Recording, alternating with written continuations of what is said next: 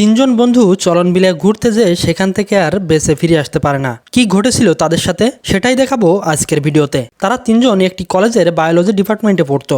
একটি পরীক্ষার জন্য তাদের কিছু স্যাম্পলের প্রয়োজন হয়, সেগুলো আনার জন্য তারা চলন বিলের উদ্দেশ্যে রওনা হয়। পথে তারা একটি পাম্পের তেল নেওয়ার জন্য তাদের গাড়ি থামায়। সেখানে একটি অজানা মানুষের সাথে পিয়ার ঝগড়া হয়। তখন বেন ও উইল পিয়াকে শান্ত করে গাড়ি নিয়ে চলন বিলে পৌঁছে যায়। সেখানে যাওয়ার পর সন্ধ্যা হয়ে যায়, তাই তারা ক্যাম্প তৈরি করে সেখানে ঘুমিয়ে পড়ে। পরের দিন সকালে তারা যখন হাঁটতে থাকে তারা দেখতে পায় সেই অজানা লোকটি একটি জাগুয়া মেরে গাছে ঝুলিয়ে মাংস ছাড়াচ্ছে। তখন পিয়ার সাথে লোকটির আবার ঝগড়া শুরু হয়। সেদিন রাতে তারা ভয়ে ভয়ে ক্যাম্পে ঘুমিয়ে পড়ে। তাদের ভয় ছিল লোকটিকে নিয়ে। সেই রাতে পিয়ার ক্যামেরা চুরি হয়ে যায় এবং তারা খুব ভয়ানক শব্দ শুনতে পায়। পরের দিন সকালে তারা দেখতে পায় সেই অজানা লোকটিকে কেউ মেরে গাছের সাথে উল্টো করে ঝুলিয়ে রেখেছে।